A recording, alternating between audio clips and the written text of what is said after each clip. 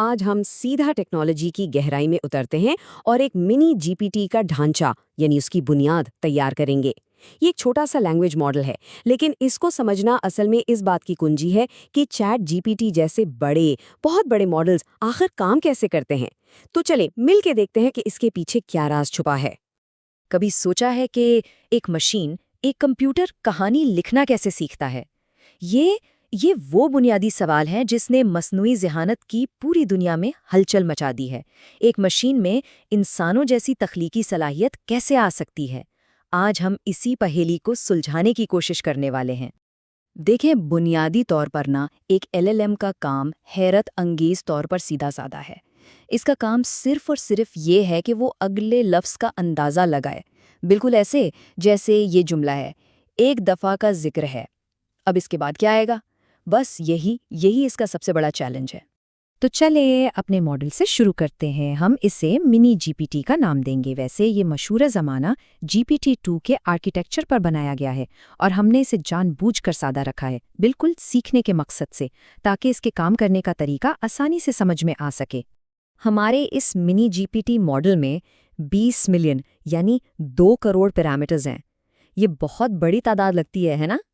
लेकिन और ये बात काफ़ी दिलचस्प है कि बड़े लैंग्वेज मॉडल्स की दुनिया में 2 करोड़ पैरामीटर्स असल में काफ़ी छोटी तादाद मानी जाती है। अच्छा, इस बात को थोड़ा और वाज़ेह करने के लिए ज़रा यहाँ देखें। हमारा मिनी जीपीटी सिर्फ 20 मिलियन पैरामीटर्स का है। दूसरी तरफ जेमा जैसा एक कमर्शियल मॉडल, और ये उसका सबसे छोटा वर्जन है, वो भी 270 मिलियन पैरामीटर्स का है। तो अब समझ में आया कि हमारा ये छोटा मॉडल सीखने के लिए इतना बेहतरीन क्यों है, और इसे चलाने के लिए किसी सुपर कंप्यूटर की भी ज़रूरत नहीं।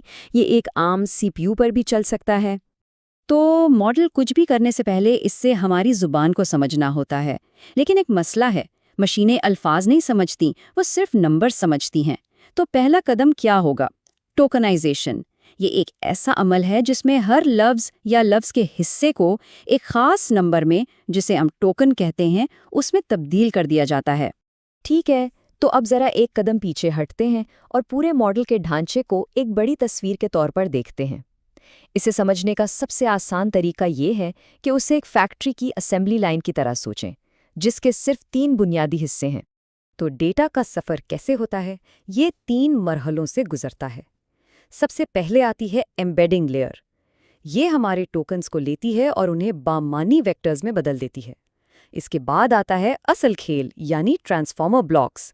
ये समझे कि ये मॉडल का दिमाग है, जहाँ सारी सोच विचार होती है। और फिर बिल्कुल आखिर में आती है आउटपुट लेयर, जो सारी प्रोसेसिंग के बाद ये फैसला करती है कि अगला लफ्ज़ कौन सा होना चाहिए। चलें, अब ज़रा जूम इन करते हैं और इस असेंबली लाइन के सबसे अहम और सबसे पेचीदा हिस्से को देखते हैं, और वो है ट्रांसफॉर्मर ब्लॉक। असल जादू, असल काम सब यहीं होता है। यहाँ एक बहुत ही ज़बरदस्त उसूल काम करता है, जिसे कहते हैं कॉजल अटेंशन मास्क। आप इसे नकल नहीं करने का उसूल भी कह सकते हैं। इसका काम बस ये यकीनी बनाना है कि ट्रेनिंग के वक्त मॉडल आगे के अल्फाज को ना देख पाए। वो सिर्फ उन अल्फाज को इस्तेमाल कर सकता है जो इससे पहले आ चुके हैं, बिल्कुल वैसे ही जैसे हम कोई किताब पढ़ते हैं। तो मुस्तकबिल में झांक कर चीटिंग करने की कोई गुंजाइश नहीं। और ये टेबल इस बात को बहुत अच्छी तरह से समझाता है। देखें, हर पोजीशन पर मॉडल सिर्फ अपने और पिछले टोकन्स को देख सकता है। उनकी वैल्यू 1 है और आगे के जितने भी टोकन्स हैं उनकी वैल्यू 0 कर दी जाती है। मतलब वो मॉडल के लिए बिल्कुल गैर मरई यानी इनविजिबल हो जाते हैं। अब एक और बहुत ही कमाल का आइडिया आता है, जिसे कहते हैं मल्टी हेडेड अटेंशन। इसका मतलब ये है कि मॉडल एक ही वक्त में सिर्फ एक चीज़ पर ध्यान नहीं देता, बल्कि वो अपनी तवज्जो को कई हिस्सों में बांट लेता है। ये ऐसा है जैसे उसके पास कई आंखें हों और हर आंख एक मुख्तलिफ चीज़ पर फोकस कर रही हो। मिसाल के तौर पर हो सकता है एक हेड कहानी के प्लॉट पर नज़र रख रहा हो, दूसरा हेड सिर्फ किरदारों पर तवज्जो दे रहा हो कि कौन क्या कर रहा है, और शायद कोई तीसरा हेड वक्त का हिसाब रख रहा हो। काम की यही तकसीम, यही चीज़ ट्रांसफॉर्मर को इतना ज़्यादा ताकतवर बनाती है। अच्छा, एक और बहुत ही होशियार टेक्निक है जिसे रेजिडुअल कनेक्शंस कहते हैं। इससे आप मोटरवे की एक्सप्रेस लेन समझ लें। ये एक शॉर्टकट है जो डेटा को ये इजाज़त देता है कि वो कुछ प्रोसेसिंग स्टेप्स को बाईपास करके सीधा आगे चला जाए। इससे होता ये है कि ट्रेनिंग का पूरा अमल बहुत तेज़ और ज़्यादा मुस्तहकम यानी स्टेबल हो जाता है। ठीक है, तो हमने सारे छोटे छोटे पुर्जों को तो समझ लिया है।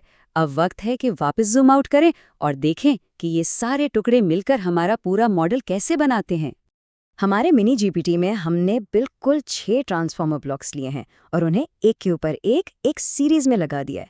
तो जो डेटा है वो इन 6 की 6 लेयर्स से गुजरता है और हर लेयर पर वो थोड़ा और बेहतर, थोड़ा और ज़हीन होता जाता है।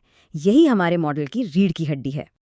और यादें हमने अटेंशन हेड्स की बात की थी, तो इन 6 ट्रांसफॉर्मर ब्लॉक्स में से हर एक के अंदर मजीद 6 अटेंशन हेड्स काम कर रहे होते हैं। और फिर इस पूरे ढांचे के शुरू और आखिर में 2 बहुत अहम लेयर्स हैं। बिल्कुल शुरू में है टोकन एम्बेडिंग लेयर, जो हमारी तकरीबन 50,000 टोकन्स की वोकैबुलरी को संभालती है। और बिल्कुल आखिर में है एक लीनियर लेयर, जिसका काम इसी 50,000 टोकन्स की वोकैबुलरी में से किसी एक सबसे बेहतरीन टोकन को अगले लफ्ज़ के तौर पर चुनना है।